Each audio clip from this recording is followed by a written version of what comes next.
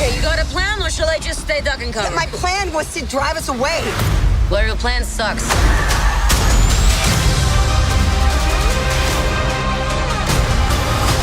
At some point, we all have to choose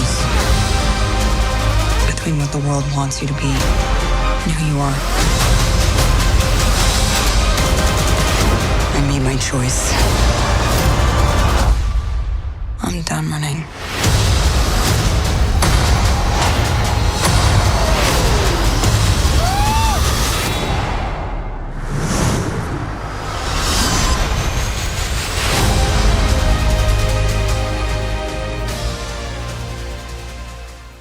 Donc, on va spoiler, voilà.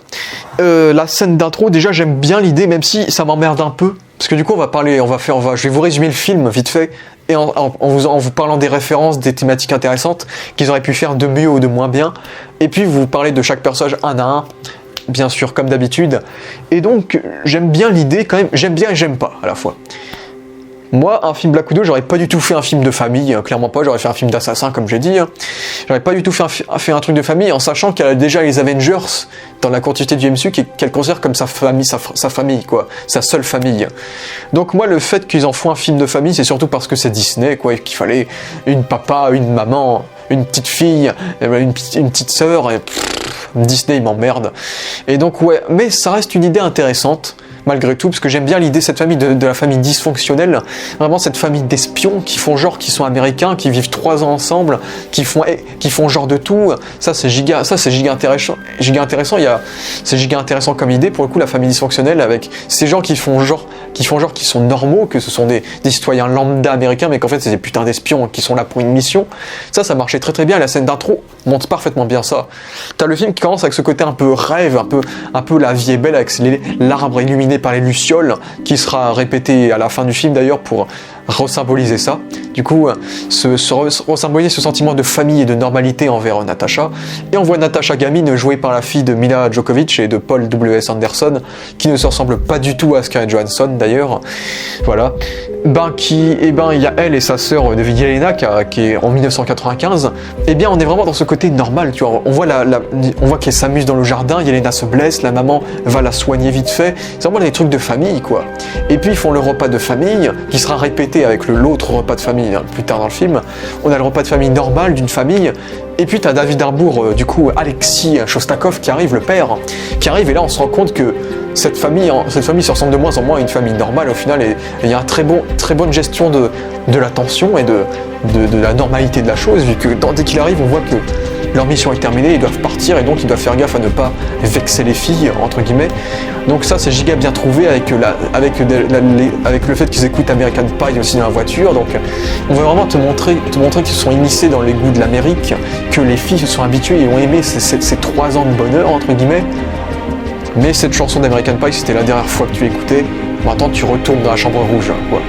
Donc ça, c'était intéressant, et jusqu'à cette scène d'action extrêmement cool avec le Shield, qui est du coup Hydra, bien sûr. Du coup, le Shield qui les attaque, et c'est vraiment, il y a une vraie tension avec les filles qui ont l'air complètement inconscientes de ce qui se passe, etc. C'est gigatrice de voir des petites filles qui sont dans une situation pareille, très adulte au final, qui sont obligés de vivre ça à leur âge.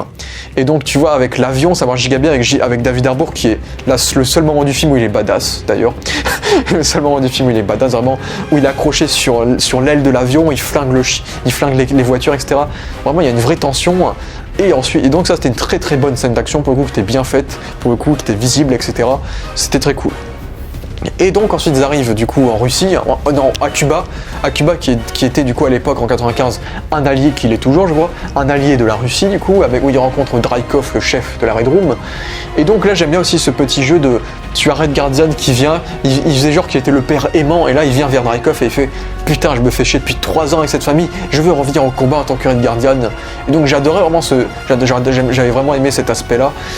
Et vraiment Natasha et Yelena qui voyaient vraiment ça comme quelque chose de réel, et donc Natasha qui menace les agents de la Red Room de ne pas la séparer de sa sœur, etc. Donc ça marche giga bien, et de voir à quel point cette scène d'intro montre vraiment à quel point tout a basculé en fait, et qu'à quel point on n'est que sur des espions, des menteurs et autres, et ça marche très très bien pour le coup. Et donc c'est vraiment une très très belle scène d'intro, et puis ce générique. avec ce remake d'une des chansons cultes de Nirvana que je vous écrirai certainement. Déjà ce remix c'est très cool, je l'écoute tout le temps cette nouvelle reprise de Nirvana avec cette voix féminin qui a sûrement beaucoup de symboles évidemment sur les femmes, les veuves, etc. Mais ce générique il est vraiment très très cool pour le coup. J'ai adoré ce générique où vraiment on voit déjà ton générique qui commence, tu vois déjà les femmes enfermées les filles enfermées dans des containers. On voit Dreykov tuer les filles handicapées, etc. Et juste garder les filles qui seraient utiles pour la Red Room en fait. Donc il y a déjà ce côté très très violent de l'esclavagisme des enfants. De ce côté-là, c'est très très sombre pour du Marvel. T'as le logo Black Widow qui arrive et puis au fil du truc on voit ces filles s'entraîner dans la Red Room, on les voit flinguer des choses, on les voit regarder des dessins animés, on les voit vraiment vivre la procédure, et ça c'est vraiment avec cette mise en scène qui fait très très conspiration, avec ce côté flou, avec ce côté très pixelisé, très ordinateur, très archive, vraiment qui fait très conspiration justement. Donc j'aimais bien la mise en scène très conspiration de l'intro qui marchait giga bien. Et puis c'est giga cool parce qu'on voit à quel point la Red Room est importante dans le monde et qu'en fait Dreykov est l'un des méchants les plus influents du MCU. On le voit aux côtés de tous les gros présidents, Bill Clinton, Vladimir Poutine, etc. Et à la fois on voit les Black Widow dans les caméras au loin, on voit qu'ils sont coupables de plein de désastres connus du monde, etc. Donc oui, l'intro était vraiment excellent. Vraiment une intro poignante qui dure 3 minutes, qui était très cool, et du coup c'est à cause de ça qu'on n'a pas de générique animé que Marvel a l'habitude de faire en fin de film, ce qui n'est pas un mal au final. Donc bref, ça c'était vraiment cool, le premier quart d'heure il était vraiment cool. Natasha est poursuivie par le général Ross, donc ce que j'aime bien c'est que même si le présent continue comme dans ce côté de fuite et d'opposition au gouvernement, parce que la Red Room, etc., ça reste le gouvernement russe, et avec l'intro du film, c'est le gouvernement américain, avec Ross. Donc j'aimais bien, ça faisait déjà très thriller, justement, on commence direct avec ce plan, on voit Natasha qui se regarde devant un miroir, et puis c'est une scène assez classique de Ross qui l'a trouvée, mais qu'en fait non, et qu'elle est dans un endroit complètement différent. Ça marchait très très bien également comme séquence, avec Ross qui récapitule très bien les événements de Civil War, et donc je pense que si vous connaissez à peu près l'MCU, vous ne serez pas paumé sur les déroulés du film, vu qu'il répète assez souvent que ça se déroule après Civil War, que Black Widow est recherchée parce qu'elle a violé les accords de Sokovie, etc. Et d'ailleurs, ils ont coupé la scène qu'à la base dans le film, il aurait dû avoir Iron Man à un moment donné. En gros, ils auraient dû commencer le film certainement avec une scène coupée de Civil War, où Iron Man disait à Black Widow de s'enfuir, par exemple, ou Iron Man disait à Black Widow qu'elle sera recherchée, en gros. Mais du coup, cette scène n'a pas été gardée a priori. Bon, ça me dérange pas plus que ça. Iron Man dans Black Widow, c'est pas mon rêve. Donc bref. Et donc voilà, elle est poursuivie. On la voit du coup sortir de son bateau. Et donc j'aime bien déjà cette ambiance. On la voit dans les montagnes, dans la forêt. Donc vraiment déjà cette ambiance vraiment très thriller, vraiment avec ses décors naturels, avec le fait qu'on voyage, qui est très cool également. Et puis on reste dans cette ambiance avec, on voit la mission de Yelena et des Black Widow dans un autre pays, au Maroc je crois. C'était au Maroc, où ils doivent donc aller tuer une ancienne Black Widow qui a créé une espèce de sérum rouge. Et c'est là qu'on va commencer à gueuler. Voilà, je vous avais dit j'étais trop gentil là, mais la petite fight où Yelena tue la Black Widow, c'est plutôt cool. En plus, cette Black Widow s'appelle Oksana, et Oksana dans les comics, elle est reliée, c'est une amie d'une Black Widow dans les comics qui s'appelle Red Widow. Du coup, donc ça reste une référence aux comics, ce personnage-là. Une scène d'action était cool, mais c'est le premier truc que j'aime pas du tout du film, c'est ce putain de gaz à la con. Même s'il y a un truc que j'aime bien dans le film, c'est qu'au début du film, la base du SHIELD qui a été détruite par Alexis, c'était le North Institute. Et le North Institute, c'est une institut très connu des comics de Black Widow. Même si je crois que c'est différent du film, pour le coup, ça n'a pas grand chose à voir pour le coup, mais ça reste une bonne référence, la North Institute au Black Widow et aux comics du coup. Et je sais que dans les comics, il y a déjà eu des délires il y a des Black Widow qui ont le cerveau lavé par des gaz et par des trucs comme ça, machin, et qu'il suffit d'un gaz pour qu'elle redevienne gentille. Ça, il y a déjà eu dans les comics, mais on n'est pas obligé de tout prendre des comics. Voilà. Parce que moi, ce que je trouve intéressant, moi, avec les Black Widow, c'est que ce sont des assassins, ce sont des femmes qui ont été élevées pour tuer, elles en sont pleinement conscientes, et elles le font quand même, parce qu'elles savent pas faire autre chose au final. Et du coup, c'est ça qui est intéressant avec les Black Widow, c'est que c'est des femmes qui ont un blocage mental, au final, à cause de leur éducation. Juste de leur éducation, hein, pas d'autre chose. Elles ont été éduquées pour tuer, elles ont été éduquées pour ça, et elles le font, quoi. Et du coup, j'aurais trouvé ça giga intéressant de vraiment faire un développement psychologique sur les Black Widow. Vraiment parce que Black Widow, par exemple, Natasha, c'est ce qu'elle a vécu, elle a eu quelque chose de psychologique. Alors que Yelena, etc., eux, ils ont eu un lavage de cerveau. Et le lavage de cerveau, non. En plus, c'est le pire MacGuffin au monde, ce gaz rouge là. Non, ce délire de... Les Black Widow, en fait, les Black Widow sont toutes gentilles. Elles n'ont rien à se reprocher, elles étaient contrôlées depuis le début. Et là, tu leur fous un putain de gaz rouge et là, elles deviennent toutes gentilles. Yes. Non, non, pas encore. Revenez pas à des choses manichéennes, ça commençait bien, merde. Ça j'ai détesté ce MacGuffin du gaz rouge. On peut pas être complexe, parfois on peut pas faire des... Les Black Widow, c'est censé être des femmes complexes qui ont tué des gens, mais qui ont un fond bon en elles. C'est juste qu'elles ont un blocage psychologique qui les empêche de pas tuer ces gens, etc. Mais non, il faut qu'elles soient contrôlées par le grand méchant, et quand on leur fout un gaz rouge dans la gueule, eh bien elles sont toutes gentilles, elles sont libérées. Je sais que le message du film doit être la libération des femmes, ça je comprends, mais vous pouvez trouver quelque chose d'un peu plus subtil, d'un peu plus intéressant, et on aurait pu développer ça pour le coup. Dans une série, ça aurait été intéressant de développer ça, par exemple. Genre de développer, par exemple, Yelena, pendant tout le truc, elle a envie, par exemple, Yelena découvre, je sais pas, Yelena découvre quelque chose qui lui fait douter sur la cause des Black Widow, je sais pas. Par exemple, Yelena, tout le monde connaît Natasha Romanoff, c'est une Avengers maintenant. On va dire que parmi les Black Widow, elle a percé dans le game. Je sais pas que les Black Widow, elles se disent, elles prennent en exemple une Natasha qui est devenue une héroïne et qu'elle-même s'affranchissent du fait qu'elles soient des assassins, quoi, je sais pas. Et qu'elles deviennent peut-être gentilles, mais pas trop parce que être assassin, ça reste ça reste en elles, quoi. Pas juste un gaz rouge dégueulasse, non. Non, ça c'était le premier truc que j'ai détesté du film, voilà. Bref. Donc voilà, Yelena est libérée, donc elle va demander à Natasha son aide, du coup, vu que c'est une Avenger, ça est connu, machin. Bref. Et donc j'aime bien qu'on reste dans ce côté thriller, on voit Black Widow et Natasha se cacher chez Rick Mason, qui est un peu le gars qui lui fournit tout ce qu'elle a besoin en fait.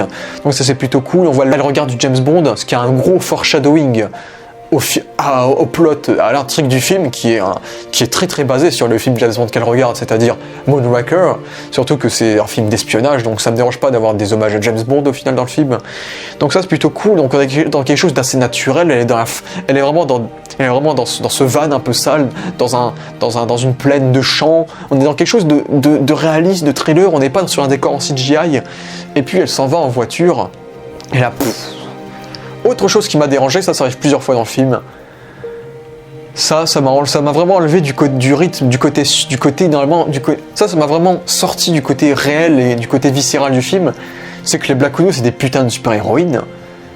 À la limite, s'ils avaient fait comme dans les comics, il faut savoir que les Black Widow ont toutes le sérum de super soldat en elles, et donc elles vieillissent plus longtemps, et elles ont une durabilité surhumaine plus élevée. Mais les Black Widow dans les films, ce sont des femmes normales en termes, ce sont des êtres humains, quoi. Comment tu peux me dire que Natasha survit à un tel accident de voiture? Parce que Taskmaster lui a foutu une putain de bombe dans le cul de sa voiture et pouf, la voiture elle roule, et elle tout va bien, elle a aucune égratignure. Je suis en mode, mais tu te fous de ma gueule, frère, tu te fous de ma gueule, t'as vu le truc qu'elle s'est fait? Même les cascadeurs avec des casques, etc., ils ont des os cassés avec ce délire, tu vois. Pour le coup, ça fait très comics de survivre à des accidents pareils, mais ça décrédibilise la chose. Mais la fight contre Taskmaster, elle est vraiment excellente. Cette première fight, et c'est la seule bonne fight avec Taskmaster, elle est vraiment giga cool pour le coup. Vraiment, déjà je trouve qu'on utilise bien les capacités de Taskmaster dans cette scène. Déjà, il est bien mis en avant. Il y a ce côté un peu Terminator, froid, menaçant, dans ce pont allumé en rouge, vu que le rouge est quasi omniprésent dans les plans du film, hein, d'ailleurs, puisque ça reste le code couleur du Black Widow, le rouge, avec le noir. Parce que ça symbolise aussi tout le sang qu'elle a versé dans sa vie aussi. Et donc c'est giga bien fait, il est vraiment iconisé Taskmaster quand il arrive, on dirait un Terminator sans âme qui est juste là pour sa mission. Et les scènes d'action avec Black Widow, ça marche giga bien. Déjà, il affronte Black Widow et t'as Black Widow qui s'enroule sur lui. Et il réussit à dévier ça et à s'enrouler de nouveau sur elle. Donc on voit qu'il a directement appris le mouvement que Black Widow lui a fait. Et puis il se relève de la même façon qu'elle. Du coup c'est giga bien fait en termes d'imitation de Taskmaster. Et puis dans cette fight il utilise aussi le bouclier. Donc on voit bien à quel point, il arrive à imiter les capacités de Captain America. Et puis on le voit également se balancer sur une corde, et donc on voit également qu'il a imité les capacités de Spider-Man. Et d'ailleurs, il faut savoir que Taskmaster a imité que des personnages qui sont dans Civil War, vu que Civil War se déroule très très peu de temps avant Black Widow. Donc ça m'étonne que les derniers enregistrements vidéo qu'il a eu, c'est des enregistrements de Civil War. Comme on le voit dans sa scène d'intro, on le voit regarder une séquence de combat entre Hawkeye et Black Panther de Civil War, vu que dans Black Widow, la bataille de l'aéroport s'est déroulée il y a quelques jours seulement. Donc ça c'est plutôt cool, et donc la scène d'action était vraiment cool, c'était bien mise en scène, c'était clair, compréhensible, et Black Widow prenait vraiment cher, et là on sentait un peu la menace quand même. Donc ça c'était une très très bonne scène d'action pour le coup avec Taskmaster qui était très cool, et le personnage était bien mis en scène pour le coup. Ensuite on se retrouve direct à Budapest où du coup Natasha va aller voir Yelena qui lui a envoyé les gaz rouges du coup. Et là aussi, il y a une petite fight sympathique que j'ai trouvé cool, puisque ça rappelle le fait que Yelena et Natasha dans les comics sont plus ennemis que alliés, en général. Et donc la scène est plutôt cool également, plutôt bien filmée, c'est clair, ça fait un peu Jason Bourne, hein, avec cette ambiance très ensoleillée, très marron, jaunâtre, ça marche très bien. Et puis on commence à développer la relation entre les deux personnages, avec Florence Pugh et donc Scarlett Johansson, et ça marche bien. On nous développe bien les choses, le film est cohérent avec le reste du MCU, avec Natasha qui justifie bien pourquoi les Avengers ne sont pas là cette fois-ci, etc., etc. Donc voilà, et puis tu as les Black Widow qui arrivent, et là c'est vrai que je suis pas trop fan, pour le coup. Parce que c'est vrai que quand les Black Widow arrivent dans l'appart, c'est un peu mal filmé, pour le coup je trouve que c'est un peu facile. Mais ensuite, en fait, ils ont dévoilé un clip avant la sortie du film, et comme par hasard, c'est ce clip-là que j'ai vraiment trouvé mal filmé, pour le coup. Mais du coup, tu as les Black Widow qui poursuivent Black Widow, du coup, et Yelena. Ne pas confondre Black Widow et les Black Widow, s'il vous plaît. Et donc elle les poursuivre, c'est plutôt cool de voir Natasha affronter la version XXL de ce qu'elle était elle, on va dire. Et donc c'est plutôt cool, et puis à un moment donné, elle essaye d'attraper la main d'une Black Widow. Et t'as la Black Widow qui veut pas, et qui sort son couteau et qui lui coupe la main. J'ai trouvé cette scène un peu décrédibilisante, vu que du coup on voit pas de sang sur la main de Natasha sortir, parce que Disney, vous savez. Et donc Natasha elle tombe, mais la chute qu'elle fait, elle fait poum, poum, poum, pouf. Vraiment une chute surhumaine quoi. John Wick c'est un peu la même chute que John Wick qu'il a eu à la fin de John Wick 3. Sauf que John Wick lui, même si techniquement il aurait dû être dead, bah le gars il était même plus capable d'être debout tellement il était blessé quoi. Alors que Natasha elle se prend le même type de chute. Ça a l'air d'aller. Elle se porte bien physiquement. Mais j'ai bien aimé cette séquence où Natasha voit que ses cauchemars sont revenus, que Dreykov est vivant, que la Red Room est vraiment là, qu'il y a vraiment des nouvelles Black Widow, et qu'elle voit qu'il y a encore des Black Widow qui sont là et qui se font torturer par lui. Et donc en voyant cette Black Widow qui s'auto-exécute à cause de Dreykov qui la contrôle, donc j'ai vraiment trouvé cette scène cool. Et pour le coup j'ai bien aimé la course poursuite, pour le coup avec Taskmaster et son gros tank, pour le coup ça marchait bien, ça faisait très Terminator avec la scène du camion dans Terminator 2, pour le coup ça m'étonne pas qu'il se soit basé sur ça. Mais oui là on diversifiait bien, on était sur une moto, puis sur une voiture, et puis t'as l'autre avec son tank, donc ça marchait bien, et puis t'as Taskmaster qui utilise les capacités d'Hawkeye, donc ça marchait bien, même si j'ai trouvé que ça faisait un peu trop Winter Soldier, le fait qu'il tire la flèche sous la voiture, un peu comme la bombe que Winter Soldier avait placée sous la voiture de Nick Fury dans Captain America 2, ça m'a un peu fait penser à ça. Et là, encore une fois, ils ont un putain d'accident de voiture, genre la voiture elle s'enroule 500 fois, puis tombe sur le métro, et puis t'as le bas de la voiture qui est frotté par les escaliers du métro. Quand j'ai vu ça, je pensais qu'en fait elles étaient plus dans la voiture en fait. Que comme c'est des espionnes, pas des espagnols, elles se sont tirées furtivement de la voiture, et ensuite je les vois sortir de la voiture, je fais what? Et en gros il y a juste Yelena qui pisse un peu du sang du bras. Waouh, il y aurait eu tellement de survivants aux accidents de voiture si les humains étaient si doués, étaient si costauds que ça, parce que putain l'accident de voiture qu'elles ont eu, jamais tu survis à ça frère, jamais.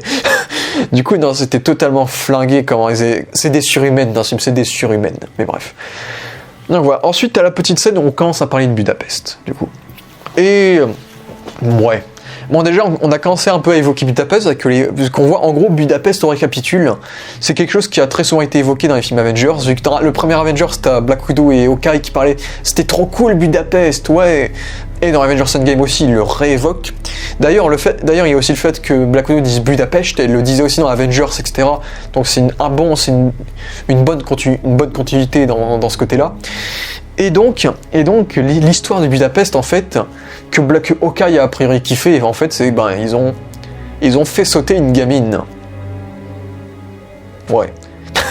En fait, moi, je m'attendais vraiment à j'aurais vraiment aimé qu'il y ait une apparition d'Hawkeye dans le film, personnellement. Je trouve que ça manque de flashback dans le film. Je trouve que ça manque clairement de flashback.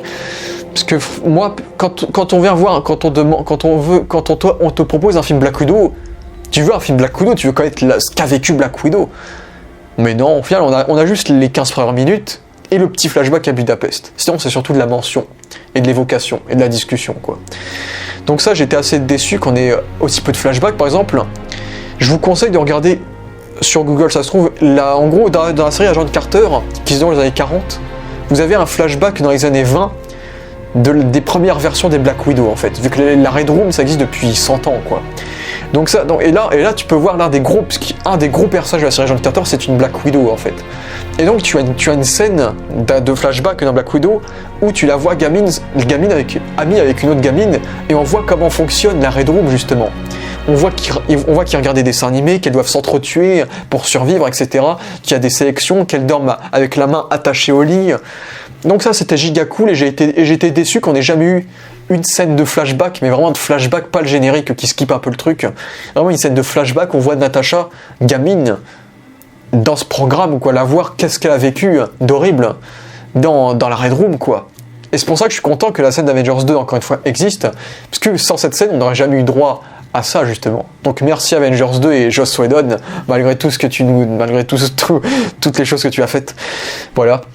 Donc donc ça me dérange aussi qu'on n'ait pas eu ce type de scène. Autre chose qui m'a dérangé, ça c'est assez paradoxal, c'est dans le MCU, on n'a jamais eu de scène où Black Widow a été engagée en tant qu'assassin. De tout le MCU.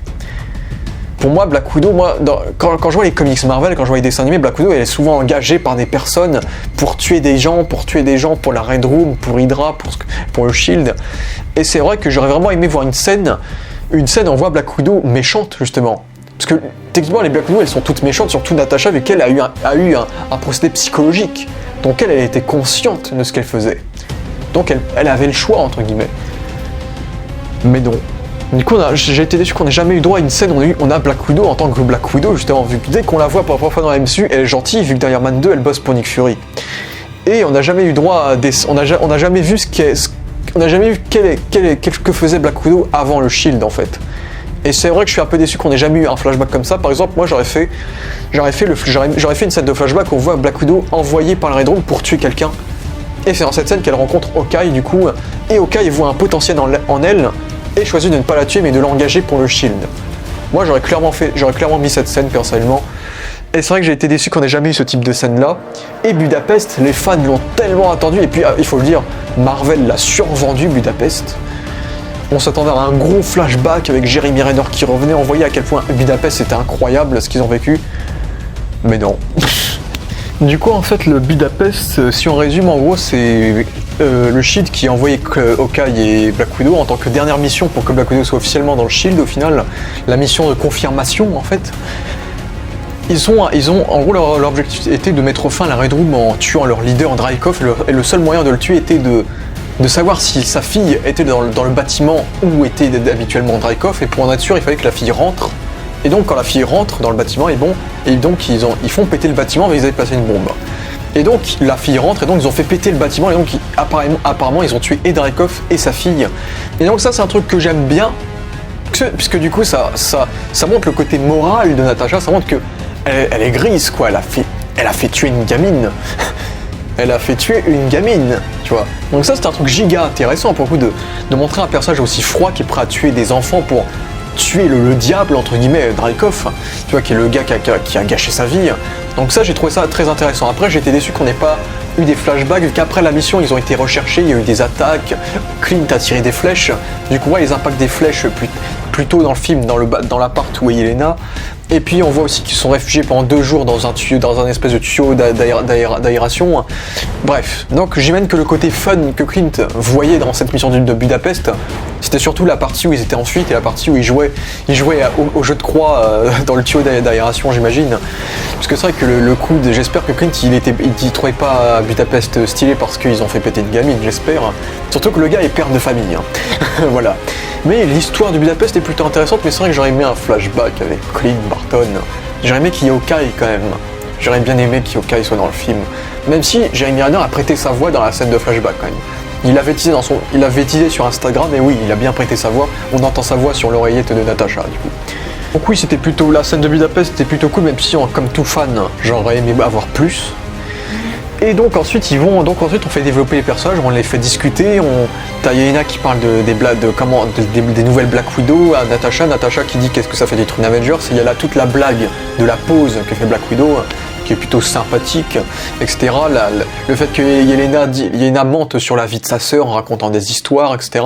Qu'elle aimerait avoir un chien qui s'appellera Fanny, dans la scène post-générique, référence à Rick Mason qui a donné comme une des identités à Natasha Fanny, justement, la ref, etc. Donc ça c'était humanisé, c'était intéressant, c'était cool.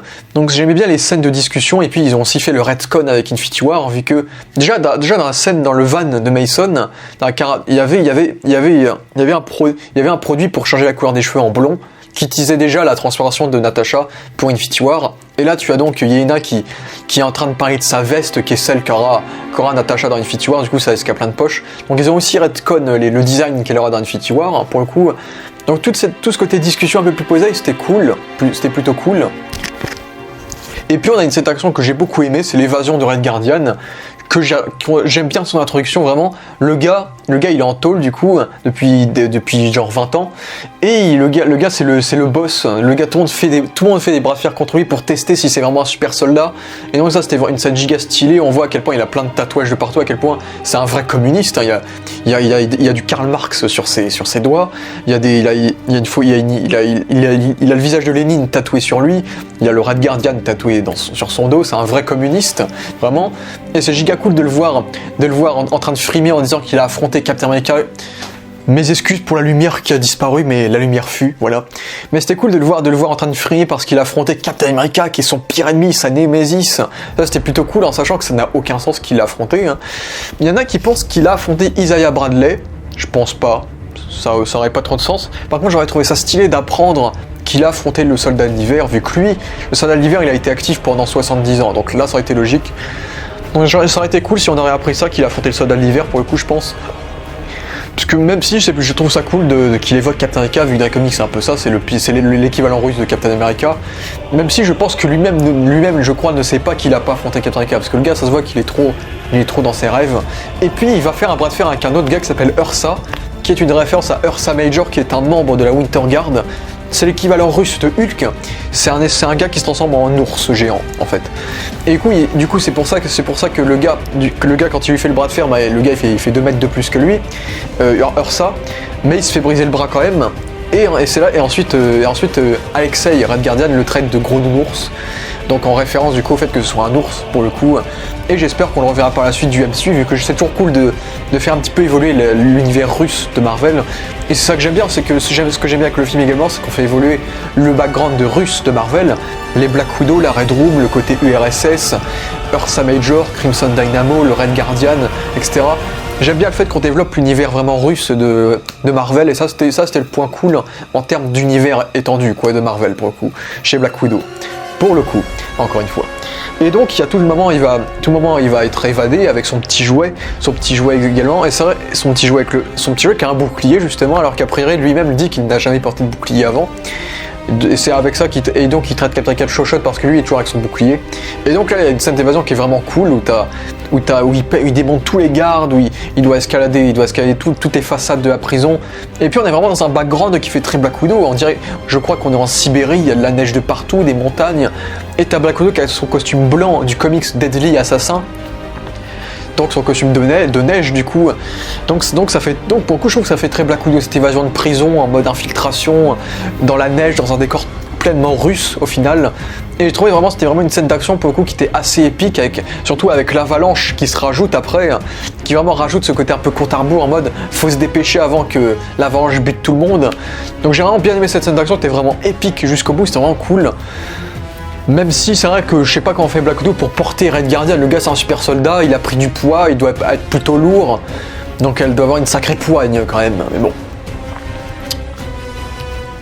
La cohérence physique, je l'ai évoqué plusieurs fois, c'est pas le fort du film, mais bon. Ensuite, du coup, il y a Red Guardian dans l'hélicoptère qui est content de les retrouver, etc. Et là, on réévoque le truc d'Avengers 2 où toutes les Black Widow sont stérilisées, on a enlevé leur utérus, etc. D'ailleurs, donc on recontextualise ça, du coup. Et ensuite, on découvre en fait que Red Guardian ne sert à rien, mais Red Guardian va les mener à Melina. Et je trouve ça dommage qu'on sache pas pourquoi, que Red Guardian lui-même ne sache pas pourquoi il est en prison. En fait, je trouve ça dommage. Comme j'ai dit, j'aurais aimé avoir une fight avec le soldat de l'hiver, qu'on ait dit qu'il a été arrêté par lui, parce qu'il déjouait les plans d'Hydra, parce qu'il était une menace, je sais pas. C'est vrai que je trouve ça dommage qu'on sait pas pourquoi il a été arrêté, que lui-même se plaint de ça, pour le coup. Et donc, t'as la blague de l'hélicoptère qui coule, il manque d'essence, et t'as la Red Guardian qui en mode t'inquiète, ça va le faire, et pfff, l'hélicoptère qui s'écrase comme une merde. Ça marchait bien pour le coup. Et donc, j'aime bien ce moment où on voit à quel point Red Guardian est complètement égoïste. Il demande à Black Widow est-ce que Captain America t'a parlé de moi, etc. Ça, c'était une scène vraiment cool. On voit à quel point le personnage est égoïste et c'est ça son défaut, c'est qu'il pense qu'à sa gueule au final. Et donc j'ai bien aimé ce revirement où du coup Yelena et Natasha disent que c'est un égoïste et qu'il faudrait que c'est la première fois qu'il revoit ses filles et qu'il faudrait qu'il soit content. Et là t'as Red Guardian qui dit je suis tellement fier de vous les filles, je vous aime, toi t'es une Avenger. Et ce qui est drôle c'est qu'elle les aime parce qu'elles ont tué tellement de personnes, c'est des putains d'assassins, ils ont tellement de sang sur les mains et c'est pour ça qu'elle les aime justement. Donc ça j'ai trouvé ça plutôt cool, pour le coup plutôt drôle. Et puis ils vont aller voir Melina avec sa réserve de cochons qui est plutôt marrante. J'aime bien les cochons, c'est mimi un peu. Donc avec sa réserve de cochons, et j'aime bien cette rencontre un peu froide en mode espionne où genre ils se font juste un regard et ensuite ils vont discuter dans le repas de famille justement. Et t'as Red Guardian qui va se mettre son costume de Red Guardian qui lui voit plus du tout pour le coup, qui est plutôt fun, on voit avec son costume le costume est cool. Et c'est vrai que j'aurais vraiment aimé le voir en costume en flashback pour le coup, vu que avec le physique qu'il avait dans la scène d'intro et avec ce costume, il doit être putain de stylé en vrai. Mais bon. Et donc cette discussion là, pour moi c'est à partir de là que je commence à avoir du mal avec le film. C'est vraiment toute cette partie dans le repas de famille. Vraiment où ça commence à faire des blagues, où t'as Red Guardian qui dit que son costume lui va trop bien, etc. Son costume qui lui va trop bien, qui fait des blagues, qui est content de retrouver ses enfants, etc. Et puis Melina également, qui dit que Black Widow a le dos trop courbé. On aurait pu skipper toute cette partie-là. La seule vraie partie vraiment intéressante de cette réunion de famille, c'est vraiment la partie où t'as Melina et Alexei qui disent qu'ils ont fait des bons parents, qu'ils ont bien fait leur rôle, et Natasha qui disent qu'on s'en fout, c'était par elle, et que Yelena est vraiment vexée, touchée, et Florence Pugh le fait bien, on dirait vraiment une petite fille qui pleure, hein, tu vois. Donc ça c'était le bon moment dramatique de la scène qui marchait bien. Par contre la partie sur les cochons, bon, même si ce que j'aime bien c'est que tout est retcon, tout est connecté dans le film, c'est-à-dire la mission que la famille a fait en 1995 a permis, et la base du gaz rouge qui contrôle toutes les Black Widow, et on voit que Melina fait partie des grandes scientifiques de ce gaz rouge, et que c'est avec ça qu'elle arrive à contrôler ses cochons. Mais ça pourquoi pas, mais c'est vrai que j'aurais aimé peut-être autre chose, une justification un peu plus Black Widowien qu'un cochon quoi. Surtout c'est vrai que ça, je trouve ça prenait son temps et c'était trop drôle. On n'avait pas vraiment l'attention sur ces explications vu qu'on était trop focus sur le cochon qui était en train d'étouffer, avec le cochon qui s'appelle Alexei. C'est drôle, hein, c'était drôle, mais pour moi c'est vraiment le moment où on commence à partir dans les blagues lourdes. Alors vraiment cette scène de réunion, elle est à la fois des côtés bons et des côtés trop lourds, trop humoristiques auxquels on aurait pu s'en passer. Et puis tu as toute la partie avec Melina et Natasha par contre que j'aimais beaucoup, vu que du coup tu as Melina qui dit à Natasha ce qui est arrivé à sa mère, et puis tu as Melina qui s'interroge sur Natasha en mode mais comment tu as fait pour garder ton cœur, pour être encore si humaine, alors que Melina avoue qu'elle toute sa vie elle a été dans la Red Room, elle a fait 4 sessions d'assassin, etc. Donc on voit à quel point elle a vécu que ça, et que c'est pour ça qu'elle est froide et tout. Donc j'ai beaucoup aimé cette scène entre les deux, hein, ça c'est plutôt cool. On voit les photos de Noël où t'as Black Widow qui est émue de voir ces photos de Noël, alors qu'en fait, elle savait que quand elle était petite, elle déballait des cadeaux où il y avait rien dedans. Donc ça c'était vraiment une très très bonne scène, je trouve, entre les deux. Et la scène avec Red Guardian et Yelena était plutôt sympa, où Red Guardian essaye de jouer le père, on va dire, essaye de jouer le père en racontant son histoire, et t'as Yelena qui confond Red Guardian avec Crimson Dynamo, la Dynamo pourpre, qui est dans les comics le Iron Man russe, qui était plus ou moins dans Iron Man 2, vu que Whiplash, Anton Vanko, c'est l'identité du premier Crimson Dynamo dans les comics, mais le méchant d'Iron Man 2 c'était son film Ivan, qui était un mélange entre Whiplash du coup et Crimson Dynamo par son nom de famille, par le fait que le nom qu'ils prennent quand il va à Monaco soit Boris Turgenov, qui est le nom du deuxième Crimson Dynamo des comics, et par le fait qu'à la fin du film, il a une grosse armure pour affronter Iron Man, ce qui est un peu l'équivalent du MCU de Crimson Dynamo, du coup. Même si le truc que j'ai trouvé un peu con dans le final d'Iron Man 2, c'est que son armure n'est pas pourpre, mais bon, c'était ça que j'avais vraiment trouvé débile. Mais bon, du coup, c'était plus ou moins une version de Crimson Dynamo, ce qu'on avait dans Iron Man 2, donc c'était cool de faire cette référence au Iron Man russe, pour le coup, et j'espère qu'on verra un vrai Crimson Dynamo par la suite, vu que maintenant que la Russie a fait un Captain America russe, pourquoi pas faire un Iron Man russe? Pourquoi pas dans Armor Wars, la série qui arrive, où tout le monde va essayer de copier les armures de Tony Stark après sa mort, du coup. Donc pourquoi pas, ça peut être cool. Ouais. Et puis cette scène était plutôt cool. Yelena embrouille Alexei qui parle que de lui, et puis Alexei ensuite pense à sa fille, et là il chante une chanson émouvante, etc. qui est plutôt cool, et vraiment qui marchait bien. Et ensuite tu as Melina qui trahit l'équipe, et je trouvais ça également sympa vu que ça rappelait le personnage du comics qui est une méchante à la base. Donc le fait qu'elle trahisse les Black Widow c'était plutôt cool. Bon, je trouve ça dommage que Red Guardian n'ait pas le droit à une scène d'action, qu'ils se font tous arrêter comme ça, et qu'on ait eu un aussi gros blanc. Parce que c'est vrai que Taskmaster, entre ça et ça, on l'a pas vu depuis une demi-heure de film, ce qui est beaucoup. Donc c'est vrai que j'ai trouvé ça dommage que Taskmaster a été skippé à ce point dans le film, avec ça, du coup. Mais bon, du coup, ils se sont tous arrêtés, et donc ils sont menés dans la Red Room, et c'est là que ça commence à partir en couille, vu que c'est le combat final, le 3e acte, et c'est complètement con. La Red Room s'est fait passer pour mort, et donc ils se sont planqués dans une base qui était planquée par quoi? Par des nuages. Parce que du coup ils ont des espèces de longues tiges suspendues qui retiennent la base. Du coup, techniquement tout le monde peut voir ces tiges, mais bon, c'est pas grave. Ces piliers, tout le monde peut voir ces piliers depuis là, et pourrait se dire qu'il y a un truc bizarre au-dessus, mais non, personne s'est dit ça. Et les avions, je pense que tout radar d'avions, etc., serait au moins tombé au moins une fois sur cette base, mais bon. Parce que c'est pas le ciel qui va planquer une base, quand même. Les nuages, bref. Donc voilà, moi j'ai pas aimé, moi personnellement j'aurais vraiment fait une base souterraine, classique. Mais ils ont vraiment voulu faire leur truc un peu James Bond, pas crédible avec cette base aérienne, machin, etc. C'était pas ouf. Par contre j'ai bien aimé voir la petite session des Black Widow, hein. J'ai bien aimé voir leur petite session, vous voyez comment elles s'entraînaient, comment elles répétaient leurs choses, ce qu'elles faisaient comme des danses, vu que on sait que toutes les Black Widow ont fait des séances de danse lors de leur session à la Red Room. Et donc tu as Red Guardian et Melina et Natasha qui sont coin attachés, et donc tu as Melina qui va donc aller voir Dreykov, donc le patron de la Red Room, le grand méchant, et donc on découvre en fait que ce n'est que... Et donc Dreykov crame que ce n'est pas Melina mais Natasha. Et j'ai bien aimé la ref encore une fois, vu que Melina dans les comics, c'est une méchante qui s'appelle Iron Maiden et qui donc porte un masque. Et c'était cool de voir que là, dans cette scène aussi, Melina du coup portait un masque vu qu'elle se faisait passer pour Natasha du coup. Donc ça j'ai trouvé ça plutôt cool. Et pendant tout le combat final, la partie Red Guardian Melina est vraiment éclatée, je trouve ça dommage qu'on en ait rien fait de ces personnages au final. Vu que du coup, bon, déjà, les deux s'évadent. Et donc t'as Red Guardian avec sa blague de merde où il a pas d'écouteurs, ça c'était nul. Et puis il va se fight contre Taskmaster, et c'est dommage. C'est dommage. Surtout que Taskmaster fait des moves plutôt sympas quand même. Il fait des moves plutôt sympas vu que il utilise les capacités de Black Panther avec ses griffes. Puis il utilise les capacités du soldat l'hiver en jouant avec son couteau. Et puis il était sur le point de transpercer Red Guardian avec une lame qui sortait de son gant, comme Crossbones qui avait une lame qui sortait de son gant.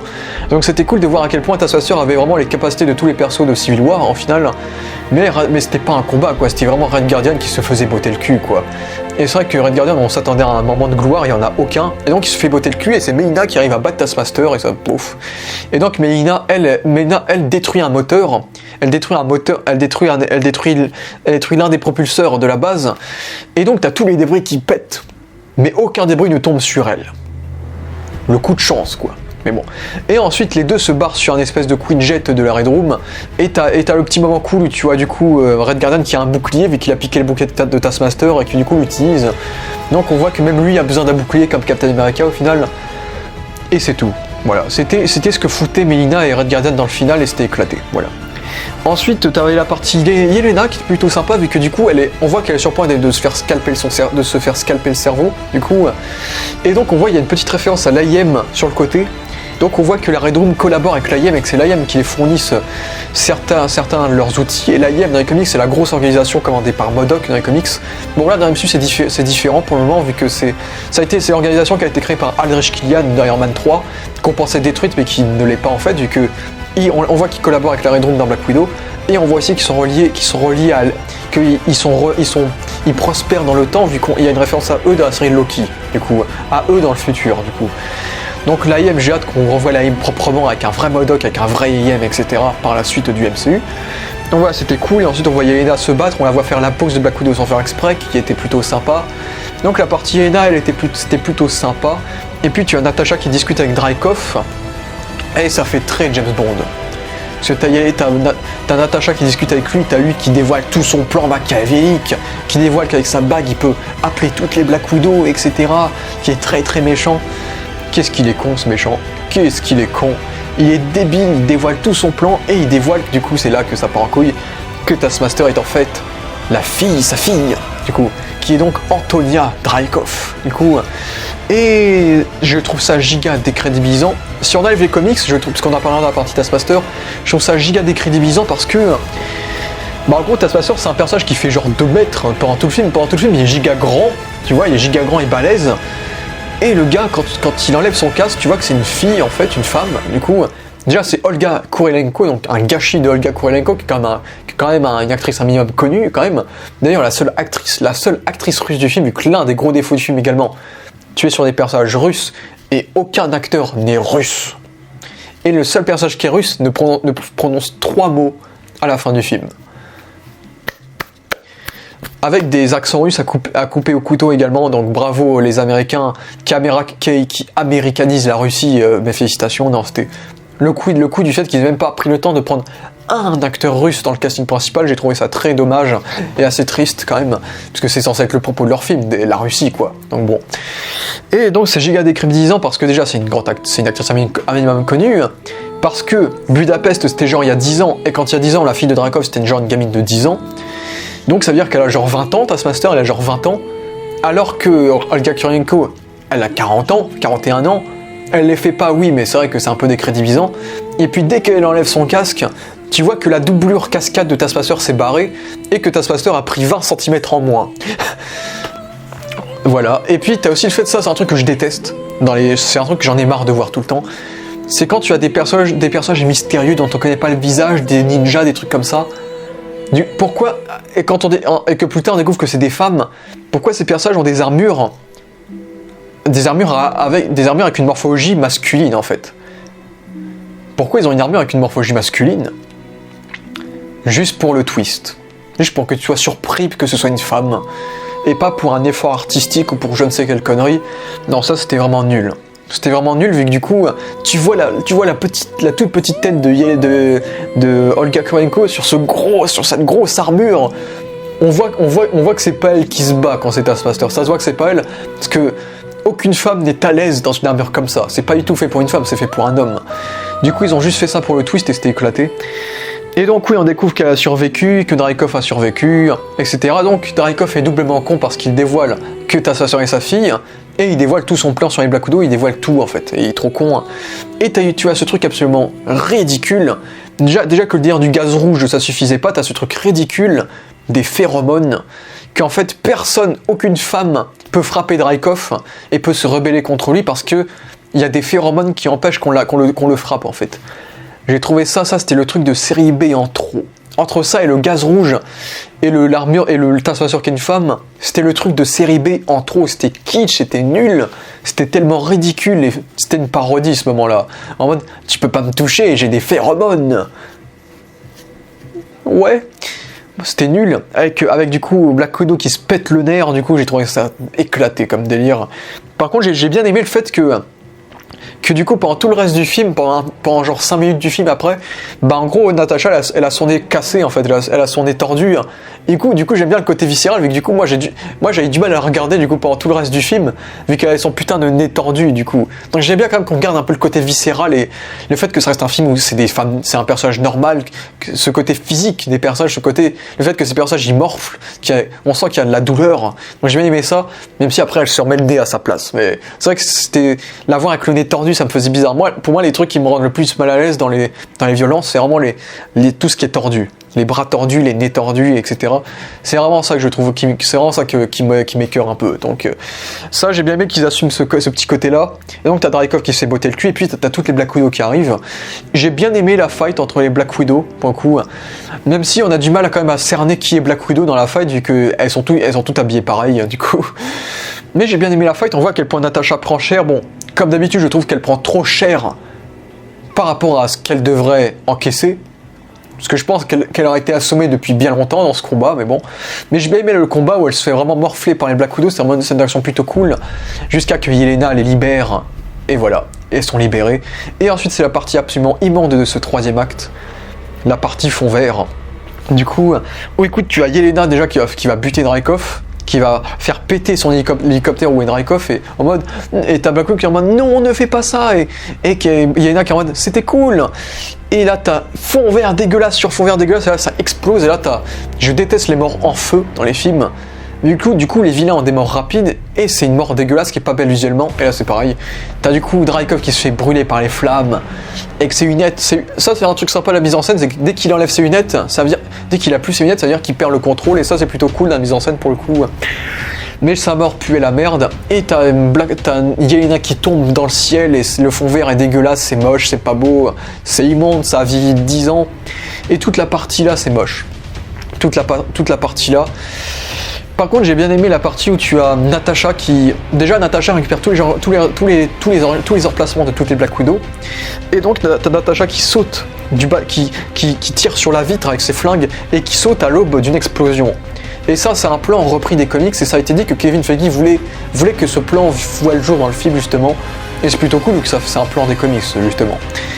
Et donc ça c'était quelque chose de cool. Elle libère Taskmaster d'ailleurs, et donc tu as toute cette partie moche, du coup, où tu as ce combat aérien entre Taskmaster et Black Widow, où tu as Yelena qui a un parachute. Donc ça fait référence un peu à Avengers Endgame, justement. C'est un peu la seule partie je trouvais cool de cette partie aérienne, c'est que ça faisait référence à Avengers Endgame, vu que t'avais Yelena qui se sacrifiait, qui sacrifiait sa vie, et qui tombait au ciel, quoi, depuis le ciel. Et du coup, t'as Yelena et t'as Natasha qui prend sa place et qui lui offre son parachute en fait. Du coup, ça fait totalement référence à Avengers Endgame, où elle fait la même chose à Hawkeye, où Hawkeye est sur le point de sauter pour mourir, et c'est elle qui prend sa place au final. Donc ça, j'ai bien aimé ce côté-là. Et puis tu as Taskmaster et Black Widow qui tombent sur terre ferme, du coup. Et tu as une petite fight entre eux qui est nulle à chier, parce que du coup Taskmaster il a son dispositif qui bug un peu, donc on n'a pas l'occasion de le voir utiliser ses mimiques. Et donc Black Widow le maîtrise giga facilement, et ensuite lui fout son gaz rouge et Taskmaster devient gentil, du coup voilà. Et j'ai trouvé la conclusion extrêmement abrupte, dans tous les sens du terme à peu près, en termes de cut et en termes de conclusion des personnages, vu qu'au final... Bon du coup, Taskmaster est gentil, maintenant. Red Guardian et Black Widow et Melina, on les voit, elles sont contents. On voit la petite famille réunie, vite fait, c'est sympa, etc. Natasha voit qu'elle a une deuxième famille, c'est cool, pour l'évolution du personnage. Et tu as le Général Ross qui arrive, donc il faut vite se barrer, du coup. Et comme par hasard, ça c'était un peu kitsch, je trouvais toutes les Black Widow qui arrivent avec leur vaisseau en mode « on va pas vous abandonner ».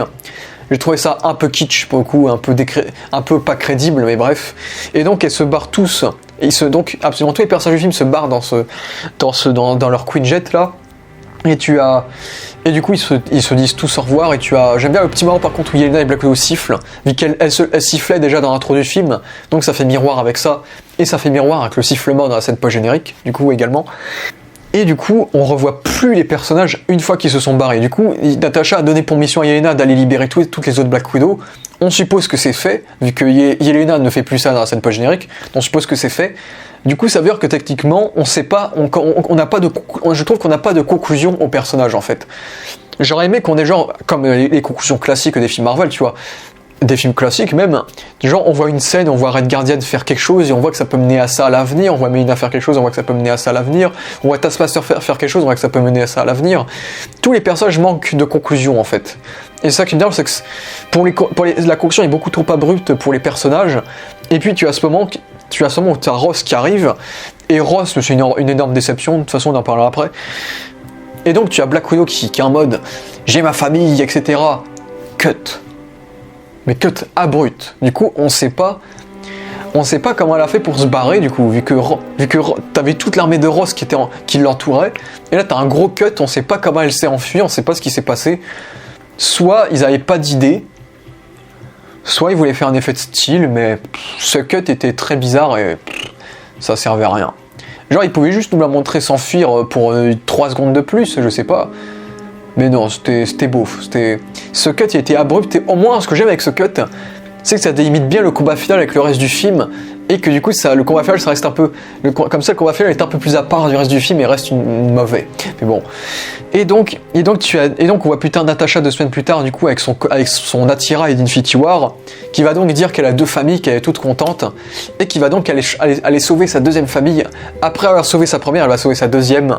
Du coup, avec le Queen Jet que lui a offert Mason.